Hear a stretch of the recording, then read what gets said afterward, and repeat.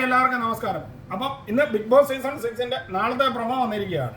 ഈ പ്രൊമോ ഒരു physical task ആയിട്ടാണ് കാണാൻ പറ്റുന്നത്. കാരണം ശക്തിയേറിയ മല്ലയുദ്ധം തന്നെയാണ് ഈ ടാസ്കിൽ മെയിനായിട്ട് ഉദ്ദേശിക്കുന്നത്.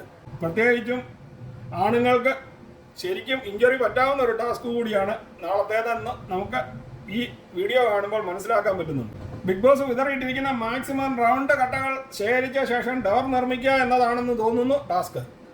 അത് മാക്സിമം ഏറ്റവും ഹൈറ്റിൽ നിർമ്മിക്കുന്ന ടവറിനായിരിക്കും ഫസ്റ്റ് കൊടുക്കുന്നതെന്നും ബിഗ് ബോസ് പറഞ്ഞിട്ടുണ്ട്. തന്നെയുമല്ല, കൂട്ടിയടിപ്പിക്കാൻ വേണ്ടി ബോസ് അണ്ണൻ തങ്ങളുടെ ടവറുകൾ സൂക്ഷിക്കുകയും മറ്റുള്ളവരുടെ താഴുകയും ചെയ്യണമെന്ന് പറഞ്ഞിട്ടുണ്ടായിരിക്കുമെന്ന് 100% ഉറപ്പാണ് താൻ.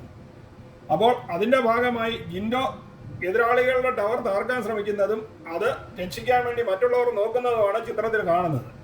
അങ്ങനെ അർജുൻ്റെ ടീമിൻ്റെ ടവർ തകർക്കുകയും എടുത്ത് തൻ്റെ സൈഡിലേക്ക് കട്ടകൾ എറിഞ്ഞു കൊടുക്കുകയും ചെയ്യുന്ന ജിൻഡോയെ നമുക്ക് ഈ ചിത്രത്തിൽ കാണുന്നുണ്ട്.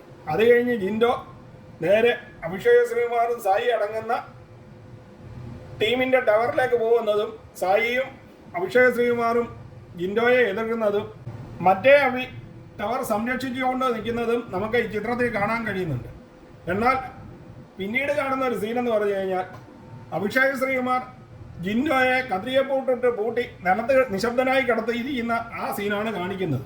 എന്താണ് സംഭവിച്ചതെന്ന് നാളെ ലൈവ് കണ്ടാൽ മാത്രമേ അറിയാൻ സാധിക്കുകയുള്ളൂ.